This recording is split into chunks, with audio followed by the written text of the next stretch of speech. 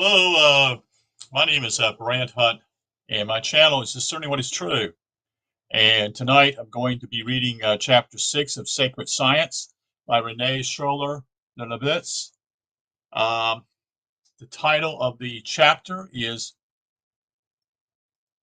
Magic, Sorcery, and Medicine.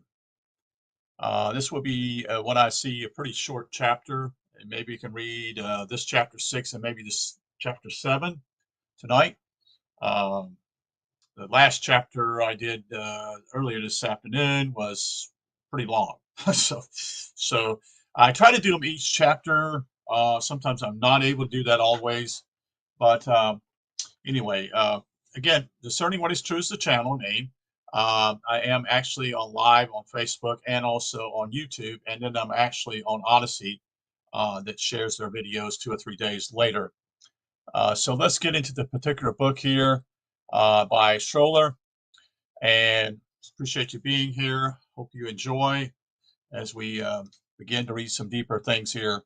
As this particular guy who was Schroeder was recommended to me by a gentleman named Phil Langdon, and so I've been reading some of his books, and it's more scientific, although it's esoteric also.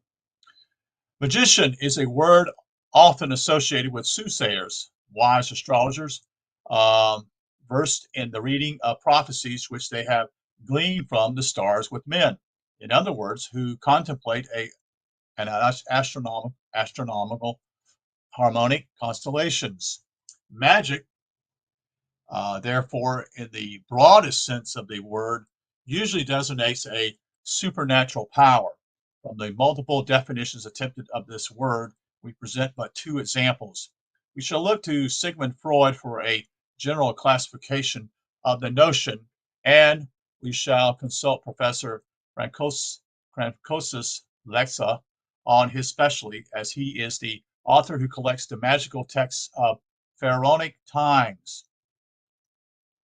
Freud says, quote, magic introduces man to a technique which makes him master of spirits and souls, which allows him to dominate nature, both animate and inanimate. It is the technique of animism, end quote. Lex's objects that according to Freud's theory, his quote is animism conceives the world under the influence of anthropomorphism, which is a way of seeing that is innate in man, just as zoomorphism is imminent in animals. Primitive man is obsessed by such an opinion to the point of being unable to see the surrounding world from any point of view other than the anthropomorphic one. Every human action, then, according to Sigmund Freud, would be magical. It is obvious, therefore, that his definition of magic is too broad, end quote. This argument is fallacious, though it is evident that man cannot see in the universe anything else but himself. This does not imply that animism, as philosophy, logically qualifies all human action as magic. Much can be said about these definitions, each one of which encompasses part of the problem, seen from the different points of view, the perspectives of theology, history, science, psychology, etc. Professor Lessa is quite right in saying that everyone would agree to call magical any act which would contradict the law of causality by producing an effect of different nature from the cause. He errs, however, when he cites as an example the simple citizen who for the first time sees a train pulled by a steam engine. According to Lexa, he would attribute the phenomenon to magical causes as he is unable to establish a connection between cause and effect. Perhaps our citizen will call it the devil's work, but this does not imply the idea of magic any more than does our calling the atomic bomb a infinite contraption. During the First World War, a German officer in Kenya advised that the Germans were going to send an airplane overhead in order to impress the black populace alerted the chieftain that his country would see flying men. The officer joined the chieftain at the scheduled time. But when the plane appeared, the black man, who knew nothing about aviation, said contemptuous, "Oh, mechanics." This authentic anecdote confirms the rationalist error in supposing that the unexpected, the apparently illogical, appears as magic to the simple mind. The latter may be terrified by the phenomenon, but will always search for its cause. Actually, the law of causality is not missing from the magical phenomenon. There exists a bond between cause and effect, and that bond is called the neter, N-E-T-E-R. It is this neter which the believer hopes to spur into action through his appeal. Further, what this neter represents as energetic and harmonic activity in consciousness evoked by the sage. This conscious evocation must necessarily be a gesture or a word of the same nature as that of the nater, summon. And by that fact, the evocation becomes the cause of the magical effect. Only the creator can make something out of nothing. The connecting link between cause and effect is mysterious only for the ignoramus who is wont to consider the neter in the form of a human being. Even when sorcery is concerned, an action attempting to impress someone's wishes upon another person, for instance, or to produce phenomenon by means of the spirit of the dead, such action is not in the defiance of the law of causality. The higher animals, as well as the humans animal, are totally bathed in a psychic atmosphere which establishes a bond between the individuals, a bond as explicit as the air which is breath breathed by all living things. In this psychic ambition or eminence, every human can be compared to a radiating energetic source offering a kind of vibration of its own which is received by the other being. Beings can be more or less aware of this depending on the degree of their mental neutrality. In a psychic medium, these impulses are comparable to sounds in the physical medium of air. The psychic substance forms a body for the human and as clearly defined as the physical body. This body subsists for a certain time after the death of a physical body corporate form. When Freud speaks of animism as a technique through which man becomes master of spirits and souls and therefore capable of magical action, this excellent definition implies a science about which Freud says nothing. He's not aware of the neters, and in default of neters, seems not to have understood the meaning of the Greek daimon, D-A-I-M-O-N, and the devas, D-E-V-A-S, of India. Being a science which seeks to heal the physical and psyche ills of humanity by natural means instead of by the disastrous means of chemotherapy, true medicine actually is true magic. It consists first in the placing the sick person under the favorable conditions of an energy that is energetic millennial, and then in combating his illness with natural products to be applied or absorbed. Such a product could be a plant, P-L-A-N-T, picked at the moments of its optimum vital activity, or it could be a animal product judiciously chosen. The recipe in the Ebers, E-B-E-R-S, medicine papyrus recommended the use of goat excrements are laughable only to the superficial mind. Upon reflection, it will be realized that the goat, like all animals, nourishes itself in a manner peculiar to its species. What does it retain for its vital purposes, and what part of the nourishment does it reject? Only omnivorous man, meaning omnivorous, meaning simply eating fruits, vegetables, animals, whatever, such and such, takes his nourishment from any edible plant. You see, roots, leaves, or fruit, or from animal flesh. Hence, his waste lacks any specific character. A study on this topic could lead to some unexpected conclusions. In India, healing powers are attributed to fresh cow dung when applied to a wound. which is akin to our use of chemical antibiotics. In the Coptic monasteries of Egypt, the remains of consecrated bread are carefully collected and left to mold, to heal the brethren when they are sick, as they say. Penicillin like substance and ferments have been a part of the medicine of Africa since antiquity. You see, the fact bears underlining all that ferments has the gifts of fixing the breath of the neter. It must be remembered that sacred science, in the sense defined above, is founded on a true magical gesture. According to all authentic texts, a knowledge of this gesture depends upon a revelation which no reasoning can substitute. But which reasons? Which reason, I should say, nevertheless cannot call folly. All pharaonic texts bear witness to such a revelation of superhuman origin, be it for the ritual of founding a temple or for a medicine treatise. The divine original of science is always recalled. The Ebers Medical Papyrus, for instance, mentions a very ancient treatise of the heart, which dates back to the first dynasty and begins thus, quote, "The beginning of the book of healing to expel the pains which are in all the limbs of a man, such as it was found among the writings of ancient times under the feet of Anubis, Anubis, and Clem, Khem, and Potheus. It was then brought to his majesty, the king of Upper and Lower Egypt."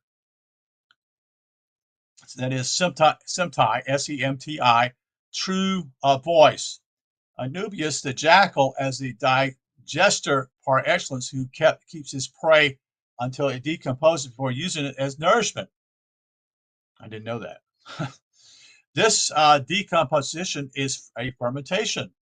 It is therefore Anubis the jackal which has been chosen in the symbolic to preside over all that concerns death and resurrection through mummification, including the extraction of the viscera, Viscera, their respectfully preservation in the 4 canonical jars, and the swallowing of the mummy.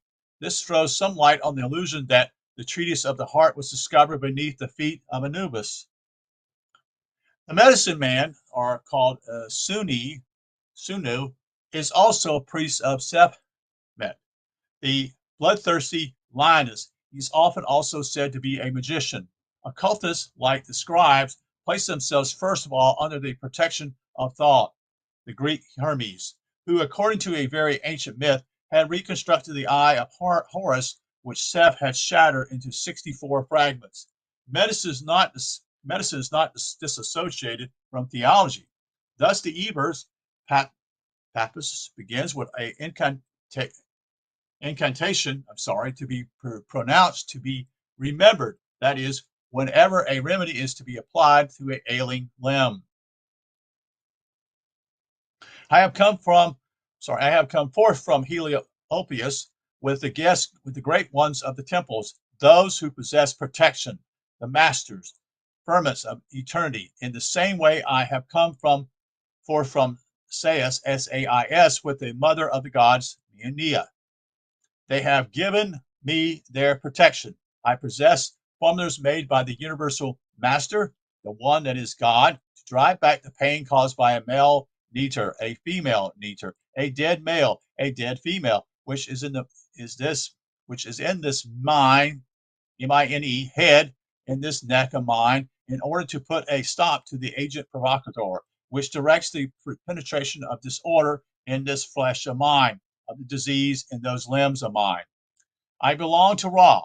He has said, it is I who will protect him, the sick one that is, against his enemies. Thought will be his guide. He who makes the writings speak and who is the author of the collection of formulas, he gives ability to the savants and the medicine men, his disciples, in order to deliver them from sickness. He who God wishes to keep alive. Note that the medicine man, priest, identifies with the sick person. This incantation Furthermore, recalls not only the divine origin of medicine and its as its teaching in the temples, but with the first sentence presents details on the character of the various reaching sites, the various teaching sites where instruction in medicine was given. When the medicine man says that he has come forth from Heliobius with the ancients, he implies that he has obtained in that temple the philosophical grounding and the knowledge of metaphysical principles concerning the general laws of Genesis. This is confirmed by the hieroglyphs, I should say, whom speak of the great divine temple and of the masters of protection symbolized by the HEQ, the firmament, or the staff of the Neters. When further on, the medicine man says that he has come forth from Sais with Nia, the mother of the Neters, he alludes to the site where the practical aspects of medicine is taught.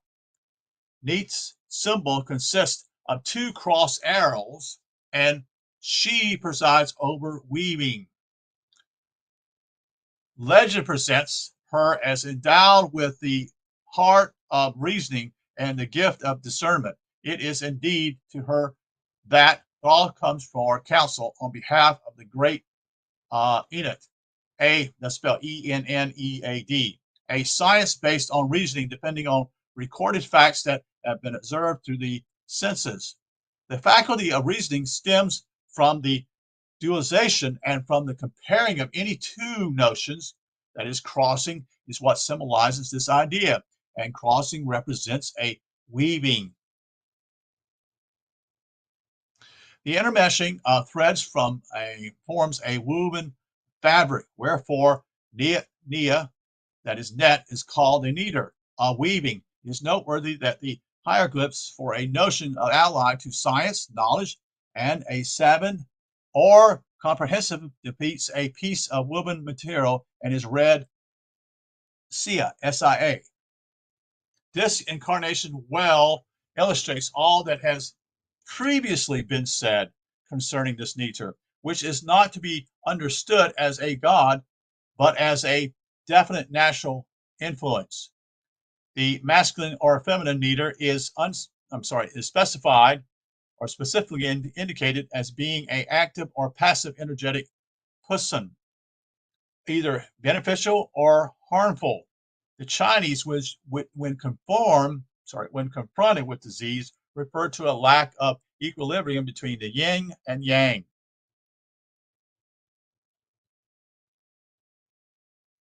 Some would say simply that would be balance. The harm caused by a masculine Neter, for example, incomparable to an excess of yang, meaning active nervous energy. It is a definition of this energy and of its character, which is intended in the signs when they speak of the formula makes by the universal master. Knowledge of these formulas is what enables the medicine man to remedy any agent provocateur, any dissemblance of disease-carrying disorder. As has been said, Ra is not the sun itself, but rather the solar energy which, during the course of its daily cycle, animates all the organic functions of the human body, one after another, at each hour of the day and night. It is in this way that we are subject to it. Thoreau is the masterful intermediate in his relation with time, with the hour. He guides his disciples through the knowledge of cosmic harmony. Thus, he enables the medicine man to apply the efficacy remedy at the precise moment. The remedy is prepared according to instructions given by the temple as is shown, for example, by the order given in the case of stomach ailments caused by a liver deficiency. Quote, you will resort to the secret medication of plants usually applied by a medicine man in such case, end quote. The secret refers to knowledge of certain vital laws in the plant world of use in phytotherapy. Concerning the choice of time for the use of a remedy, the example can be given of the 6 paragraphs in the treatise of the eyes, where precise indications determine that period of the year when a specific remedy for strengthening the vision is to be administered. Quote, what must be done from the first winter month to the second winter month? Another remedy would be effectively from the third to the fourth winter month, and still another can be taken all year round throughout the three seasons. It should be borne in mind that each 30-day month is subdivided into three periods of 10 days called decans, D-E-C-A-N-S. Each one of these decans is subject to the influence and of one particular nature. Knowledge concerning these influences goes back at least to the ancient empire, seeing that certain decans are cited in the pyramid text, speaking of the celestial influence or astrology, or and its excerpt of Firminius confirms the secret kept by the temple, the reality of sacred science and its pharaonic origins. At the moment of my revealing the august secrets of this doctrine, secrets which the divine ancients communicated only with trepitation, and which they envelop in profound darkness, fearful that the divine science, once brought to light of day, would become known to the profane. I beg you to heed me with your free and calm attention, empty of other pursuits, so that all I shall tell you be instilled into your mind in an easier manner. In the books of institutions, I have said that every sign contains three decans. The decans are endowed with a great divine virtue and with a peculiar potency.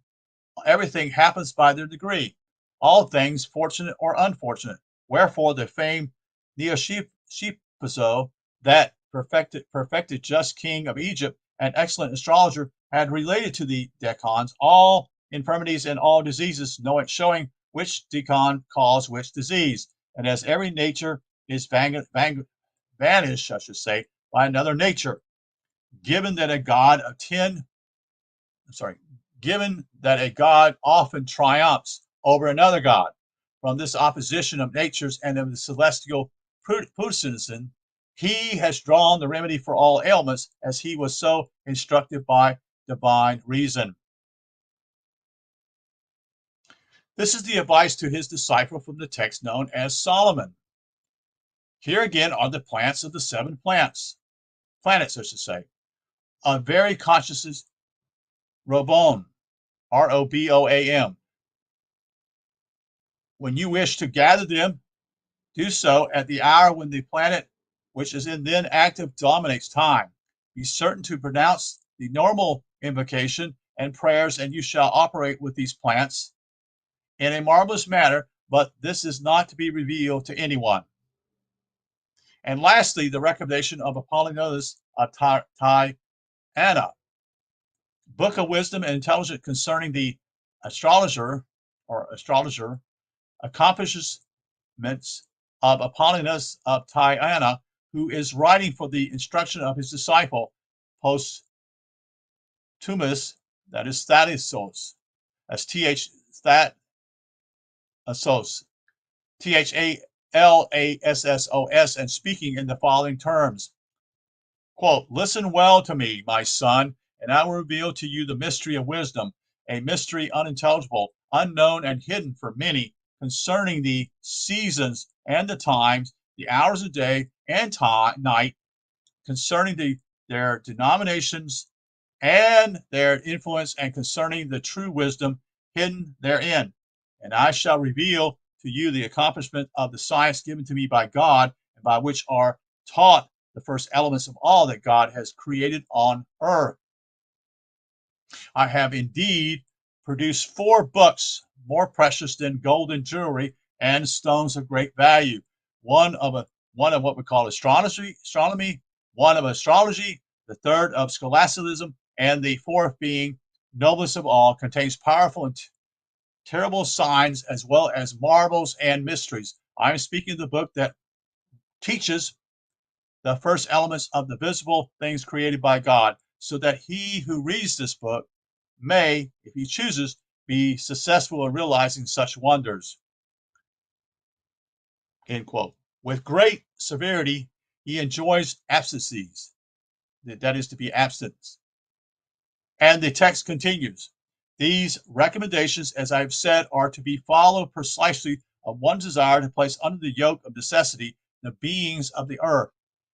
That is, untying sheep, untying the trees, tying the birds, the animals, the serpents, the breath of the wind, and the course of the rivers. He who precisely practices this science speaks and pronounces the names of the great and all-powerful God, names which pertain to each moment and to every season. Apollonius of Tyana then enumerates 1. The zodiac signs and the mystical name assigned to each season. 2. The mystical name and the influence of every hour of the day. Number 3. The mystical name and the influence of every hour of the night. Then he adds, in each of the 7 days, such are the hours blessed by God. If there be any operation that you wish to prepare, pay attention to these hours as one watches over buried treasure. For the sages have hidden these hours in their heart, like buried treasures, because within them resides the breath of wisdom.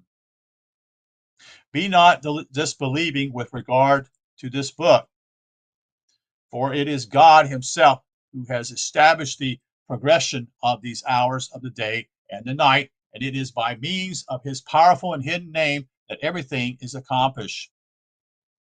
Of the elements cited here, the decans, the hours of the day and the night, and the divine puissance connected with each one of them, all are purely pharaonic in origin. Such topics comprise the subject of books well known in our day. This indicates that the wisest of Greeks, from their first contact with Egypt until the first centuries of our era, borrowed from the wisdom of the ancient pharaohs. The classical authors frequently mentioned the many famous papaya in searching for the true philosophy. Clement of Alexandria often affirms that the Greek philosophers borrowed a major part of their doctrines and their sources from the Egyptians. To confirm his assertions, he provides a veritable library catalog. The works to which he refers were kept in a chamber of the temple as a priceless treasure, the gift to the human race from thought. Master of all science, the famous Famine Stela, that's spelled Famine, Stela, Stela, the original of which dates back to King Zoser, Zoser, Third Dynasty, relates how the sage Enhotep, son of Plot, wishing to determine the reason why the waters of the Niles were not flooding at their regular time, went to Hermophus to the chambers of books where he unrolled the writings of thought. Astrology depends upon long and patient observation of the rising and setting of heavenly bodies over thousands of years, and all evidence points to the existence of such a science.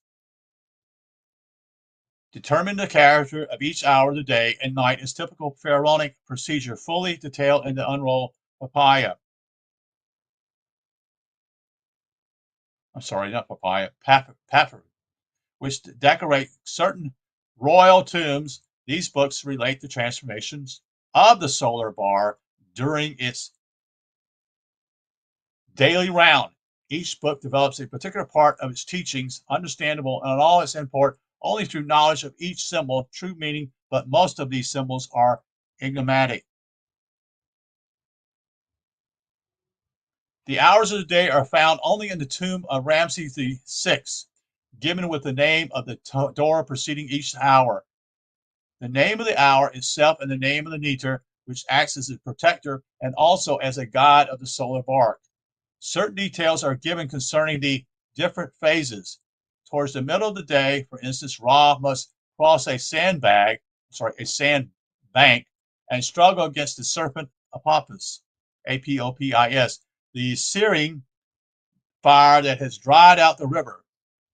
With noon, however, these begins the hour known as expansion of the heart, the hour which rises for Horus during the ninth hour of the day, that is 2 p.m. to 3 p.m. Ra's boat crosses the Larue fields where barley and wheat grow 5 cubits high and are harvested by spirits. This hour bears the name of Mistress of Life, the hour when all nourishment is subliminal. This is an eloquent teaching on the correspondence of the time of day with organic life in general. For Chinese acupuncture, noon is the hour of the heart, and 2 p.m. is the hour of the small intestine. It is in this fashion that texts and images are to be interpreted. The book of hours of the night is complemented by the book of caverns and by the book of what is in the netter world, the Dwa. Both of them ascribe Ra entry into the transposed world by his crossing the mysterious horizon and his glorious rebirth in the morning. But whereas one book gives the name of each door of each hour of the Gadi, that is Neter, the other emphasizes the serpents and the fire-spitting urea, which cards the entrance.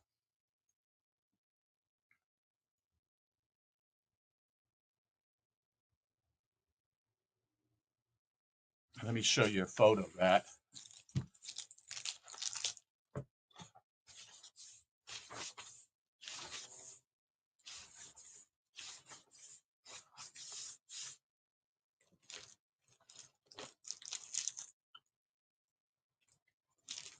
So here it is here. Let's see this right. That's right there. A little further higher here.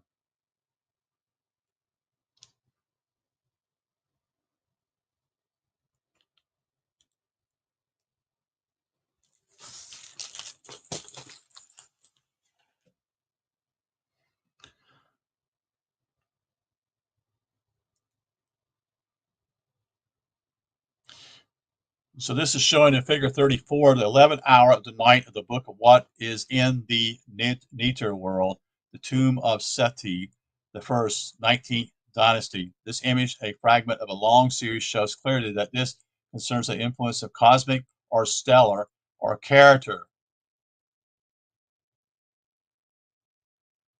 The Book of Caverns describes at length the punishments promised to the enemies of Osiris, and the Book of Dwa stresses the specific character of each region or hour, or the numerous Neters that inhabit them. These Neters, for the most part, are not known from any other source. There is here the affirmation of a real science, but its meaning is not clarified for the profane beholder. Above all, recommendations are given to know the names of the regions of Dwa at the 3rd hour of the night. For instance, it is said, mysterious, that is, our secret souls, is the name given to Neters that are in this region. As to the one who knows their names on earth, he shall rise up as far as the sight of Osiris. He who carries out these secret directives of the mystical souls according to this form, that is his characteristic quality, which is in the hidden writings of Dwa, that will be beneficial for the man on earth and in the other world in truth. He who knows this as soul and spirit, he will master his legs and will never enter in the place of destruction. He will come forth in his forms, that is, breathing the breaths towards his hour. The 3rd hour of the night, that is 8 p.m. to 9 p.m., is known to direct that respiratory action of the Haty, H-A-T-Y, the region of heart and lungs. It is clearly asserted that knowledge of these things is useful on earth as well as in the Dwa. What is certain, however, is that every phrase needs a gloss of explanation, much like those in the surgical papyrus, where every term is explained, or is in this new empire commentary regarding a hymn of Atum Ra. Quote, I am the great Neter who has made himself, who creates his names, the master of the divine Inan. What means this? Is it Ra creating the names of his limbs, meaning the Neters that are in his father came into existence? The solar bark possession through the hours confirms what was said concerning SIA, and thereby revealing a meaning of the boat. Manning the double helm is SIA. Knowledge along with who usually translates as taste, a meaning which should be broadened to senses.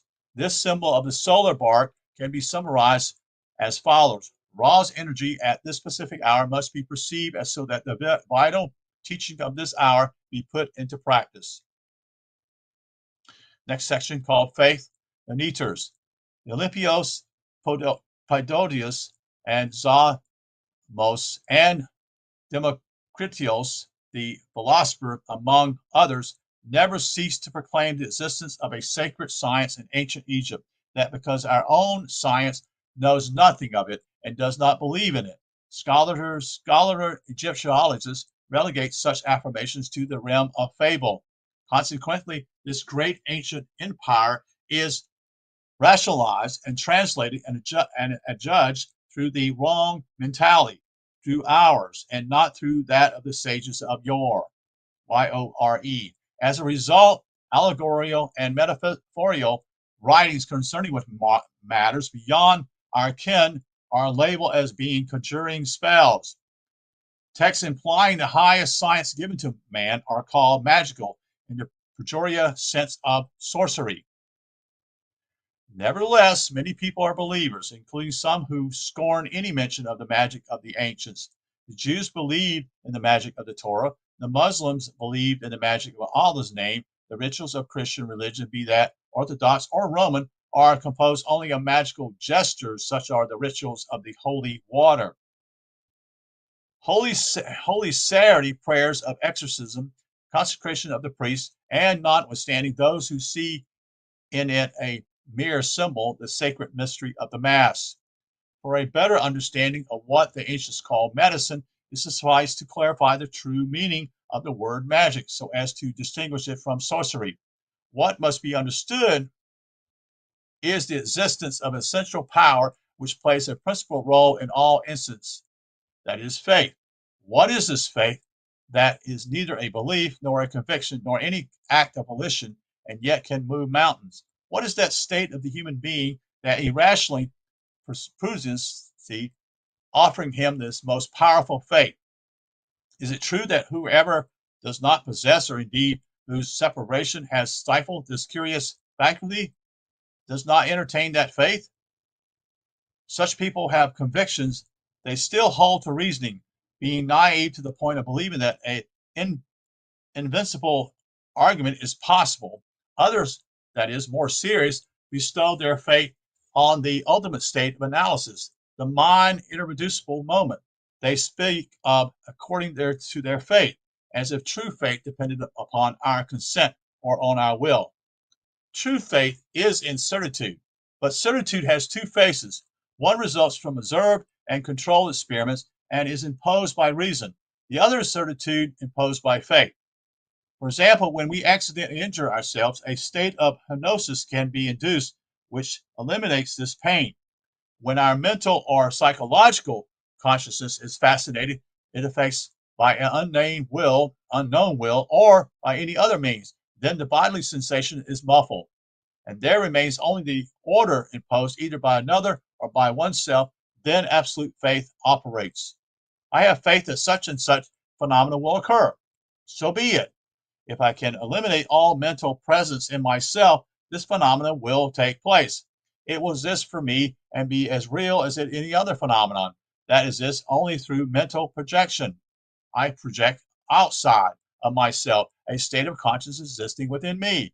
In reality, every living being is in contact with all the rhythms and harmonics of all the energies of his universe.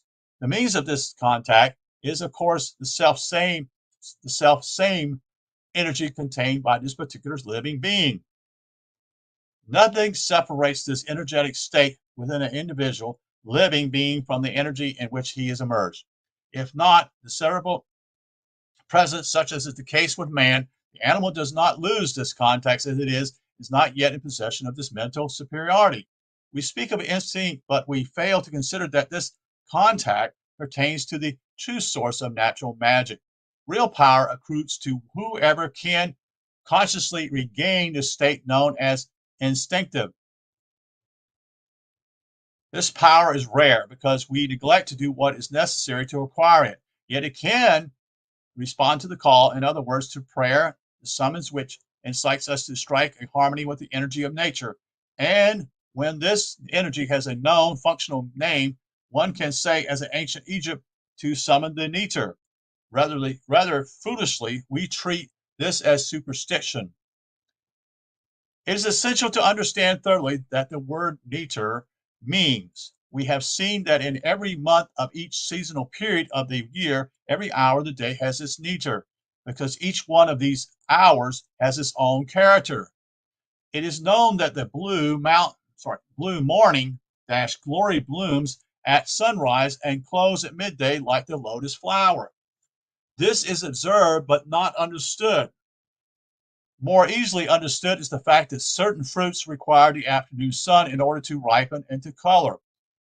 Here, observations can bear on the living phenomenon. A young pepper plant, for example, leans towards the burning sun of the morning, which differs from the cooking sun of the afternoon. In these instances, there is a visible and tangible product, which sunlight as the visible and perceptive cause. These facts are therefore rational. As far as the vital phenomenon in nature is concerned, we will draw the conclusion that a relationship exists between the fruit, for example, its taste, and the sun is ripened, and for the pepper plant, you see, between the fire of the pepper and the fire of the sun. There is a harmony in their nature. It is a good gardener plants his cauliflower on the day of the full moon, and a bad gardener plants them at new moon. The former will have rich, that is white cauliflower, and the latter will harvest nothing but stunted plants. It is sufficient to try this in order to prove it. So it is for everything that grows and lives. Why these effects? Direct rays of sunlight or indirect rays reflect by the moon. Certainly, but for quite another, less material reason as well, cosmic harmony. Purely material reasons no longer explain why the season, even the month, and precise date must be taken into account for the best results. Invisible cosmic influences come into play. After many experiments, we can affirm that these influences plays a predominant role. We cannot here enter into the detail which goes so far as to label the influence of each hour. It is enough to realize that every essential moment can actually be designated by a name, the name of a neter. In the history of all sacred science, the name has always played a preponderant role, and knowledge of this name, says the Egyptian Book of the Dead, indispensable for crossing the gates of the Dwa, the world of transposed sky, the nether world, or netherworld. To know the name of the neter means to know its particular activity, because the neter is a functional principle and not a god, as popular custom would have it to be, either in Jewish, Greek, or Christian. In Genesis, Moses makes the still androgynous Adam walk through earthly or manifest paradise so that he may give a name to each thing. Indeed, this Adam, created in the image of God, knows all the functions, all the harmonies of the universe. That these principles have been humanized for and by the popular mind is understandable. But here we must clarify the deeper significance of these problems. The symbology of the Isenheim altarpiece provides an example of how ideas can be reversed. The symbolism embodying certain virtues in Saint Anthony, supposedly representing an episode in his life when his sanctity was revealed by prodigy powers. Actually, these images symbolize certain natural functions, certain influences that is in certain nature given human forms. However, how else, save through their personification, would it be possible for ignorant people to transmit essential truths metaphysically in character?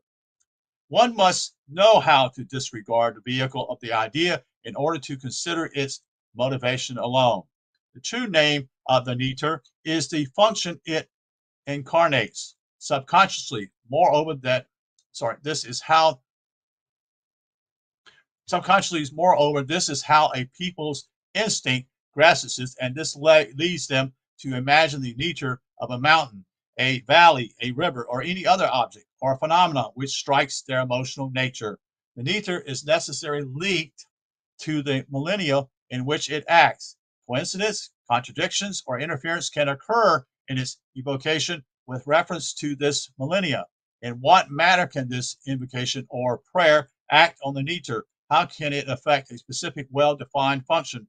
Who invokes it? Who prays? Isn't it the human being guided by his desire, his desperation, his fear, or greed? If, for example, one who suffers greatly, such as the man in the throes of St. Anthony's fire, evoked by the above mentioned symbology, prays to St. Anthony for recovery, there is only one condition under which the miracle will take place. It demands real faith, providing the supplement is capable of experiencing it, because spirit is all powerful over the body.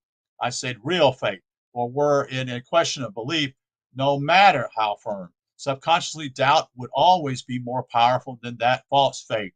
What is called belief and is mental, and therefore it is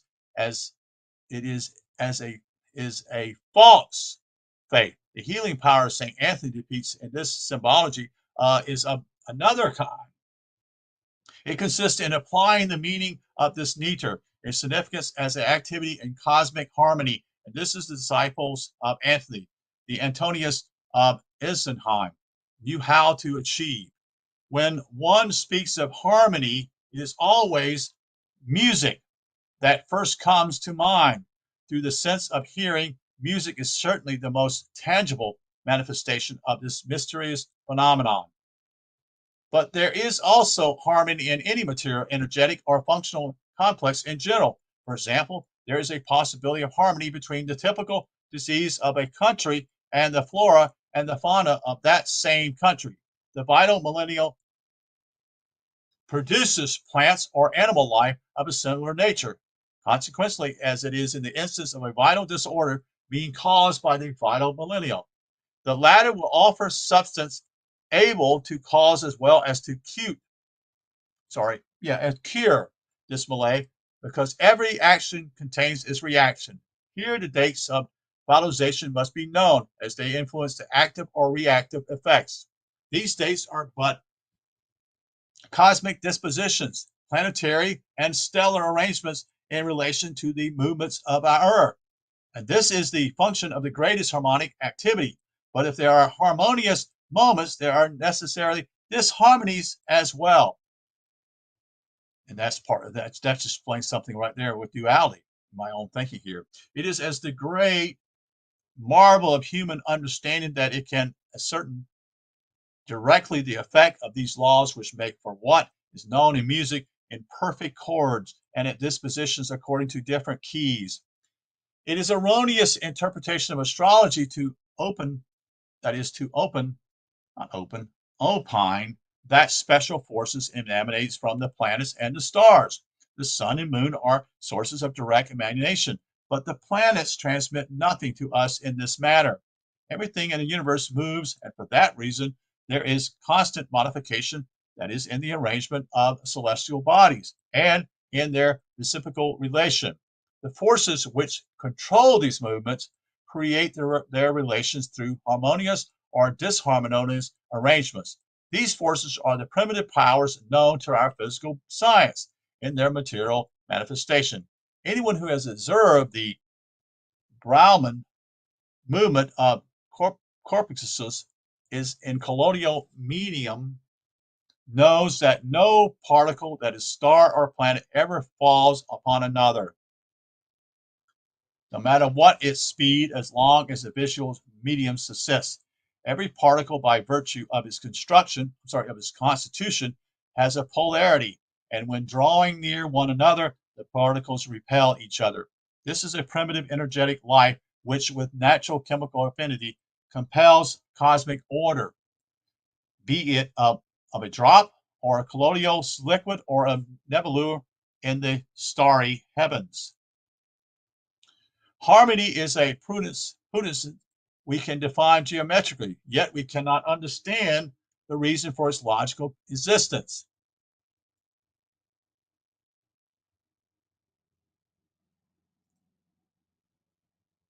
I say geometrically in the mathematical acceptance through our, I'm sorry, not through, though our senses are capable of selecting what is harmonious or disharmonious through the ear, the most purely direct sense, through the eye, which demands mental judgment, also through the sense of smell and through taste combined with smell. Accordingly, by means of the power of the true faith, through the true meaning of the meter and its evocation, and through the true harmonious situation, magic and medicine become accessible and cease to be the superstitions and fanaticism that superficial judgments would have them be. Clarification of the use of magic words and magic formulas will round out our reflections in this domain. The literal sense of the words can have no magic efficiency unless it be by the power of suggestion. Related to this problem is the frequency. This problem is the frequently formulated questions. Is there such a thing as sacred language? The logos of the gospel, according to John, is a term which has many meanings: word, intellect, reason, and others. It is generally, and especially in literature, taken to mean word, verbum, Victor E-R-B-U-M, spelling of it. Sorry, I didn't get that pronunciation right. But it would be more exact to relate it to the term weaving in its traditional symbolic sense. It stands for the intersection of complementary notions, as in the craft of weaving, where intersections gives form to two threads which by themselves cannot be situated. Taken in the acceptance of weaving, the term logos in the Gospel of John actually contains in itself the significance of that circuit phase, the manifestation or divine work of creation, as well as the immanence of the creator of this work. The word is not to be considered as magical, but the action it implies is magical action par excellence. Sacred or magical language is not to be understood as a succession of terms with definite meanings. Actually, the pronouncement of each sound of the language puts very precise nerve and breathings into the action. The excitation of certain nervous centers, as well as the breath action upon the chakras, such physiological effects are evoked by the utterance of certain letters of words which make no sense in themselves. The pharaonic texts are rich in examples in litancies, L-I-T-A, litancies, that's not right, L-I-T-A, litanites, playing a magical role through the repetition of sounds in words and through wordplay. The hieroglyphic writings allow us to confirm this, although their transcriptions into our language is impossible, since the pronunciation of this language is unknown. Nevertheless, it was still a living language until the first centuries of our era. Asclepius, among others, is a cruel evaluation of the Greek idiom, affirms the existence of this magical effect of words of the Pharaoh's language. A letter from Asclepius to King Adaman opens with the formal recognition that an important writing not to be translated into Greek, for fear that the arrogant ludication of the Greeks, which is lax of nerve and what can be called its false graces, might pale and eradicate the profundity, the solidity, and the officiality and virtue of the vocable of our Egyptian language, because the Greeks, O king, have but empty discourses, good for producing demonstrations, and therein lies all the philosophy of the Greeks, a clamor of words. As for us, we do not use simple words, but sounds all filled with power. Quote. And that is the conclusion of chapter 6 tonight. Dealing with all kinds of things here. I have never heard some of these things. This is some really good stuff. I've never heard it simply as the time of the day having effect upon a person. That is the cause and effect. So appreciate you being here. That's chapter 6 from the book Sacred Science by a Frenchman that very few people even know about. And his name is Rene Schwaller. And I appreciate you being here tonight. And I hope it's something that's stimulated you to continue to pursue these things in a deeper way. So we're going to end this conversation that is tonight. Thank you for being here. And you have a good evening. And we'll talk soon. Take care.